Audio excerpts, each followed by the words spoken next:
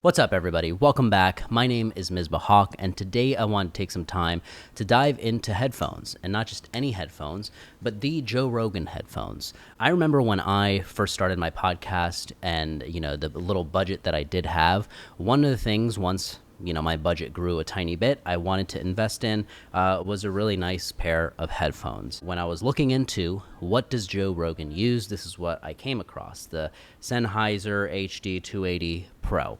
I actually purchased two of these because I would use them for in-person episodes and guests. And I'm doing a little review 5 years later because it's something I wish I had when I first started, right? How are these going to hold up? Is it worth the price? And is it worth the hype? So let's start by this. One of the biggest things that surprised me about this was the size. So when you look at Joe Rogan and a lot of his guests, especially when they're MMA fighters and things like that, they've got some, their head is larger, okay? And me, I'm 5'4", 140 pounds. So when you put this on my head, it's huge. I have the head of a baby, and if you are in that boat, then you're gonna want to consider this. This really does go out and about around your head a little bit.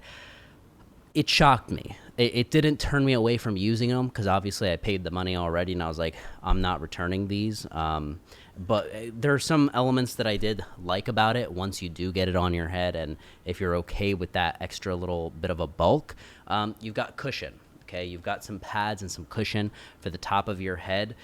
These do extend out. If you've got a much bigger head than me or Mr. Rogan, then you'll be able to really adjust this to your head, and I think you'll be fine.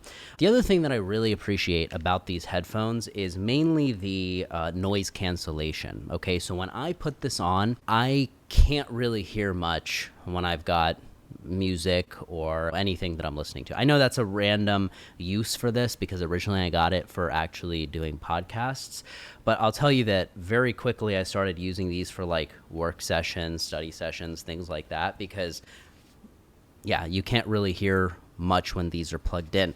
So it does serve the purpose of actually hearing your guests better, hearing them in real time, and making it feel like you guys have a very airtight connection. There's no extra noise from anywhere leaking in. That's awesome. If you live in the city like I do, a lot of sirens and people yelling outside and live music going on outside, like this really helps you kind of drown some of that out. Now, let me get into this cord area here, okay? I forget exactly what this is called, but it reminds me of kind of the landline telephones back in the day. So it's a little bit nostalgic, but one of the nice features about this is that it can really stretch, okay? It can really expand here, so I did like that about this. The jack that I got, I believe there was an extender if you're hooking it into, another type of output, but mainly you're going to be sticking this into your computer or sticking it into an auxiliary cord attached to some recording device. So this fits in pretty well. I'll tell you the one thing, after a couple years, this didn't happen right at first, but a couple years later, I started noticing this. For example, when this is plugged into my converter for when I'm using this mic and it's going into my computer, there are times where the sound, I have to like turn this or mess around with the edge of it a little bit in order to get the sound fully back, or else I pick up some weird frequencies. And I have noticed that being with these headphones.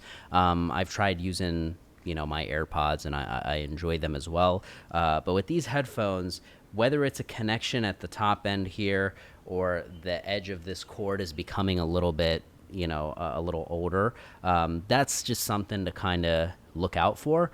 But overall, I would say these are worth it. If you are comparing this to kind of like the Beats, I used to have a version of the Beats as well. And one of the things it did after prolonged use was it really it hurt my ear. So the pressure, this is super comfortable in the sense that you could wear this for a couple hours. I mean, clearly you've seen Joe Rogan wear this for 3.5 hour podcasts, and it's totally fine. It does have that comfy, cushiony type vibe. So again, I would say if you're okay with the size, and if you're okay with spending a little bit of money, and you at the same time want to use this maybe for something outside of just the podcast recordings, like actual headphones when you're working or doing other stuff, then I think this could be pretty worth the investment. After 5 years, I will tell you this, that the hype of them being like kind of the Rogan headphones, I mean, there are plenty of great headphones that match or beat this quality out there. So I wouldn't say that this is your only option. This is what you should lock yourself into.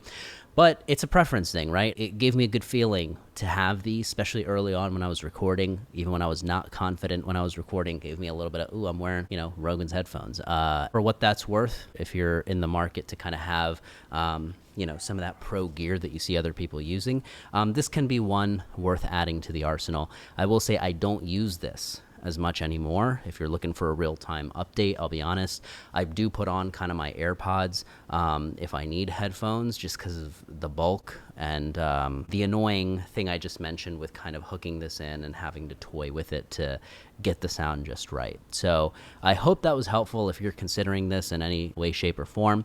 Let me know if you have any questions in the comments. Thank you so much for watching. Make sure to like and subscribe if you enjoyed this. But my name is Misbah, and I'll see you next time.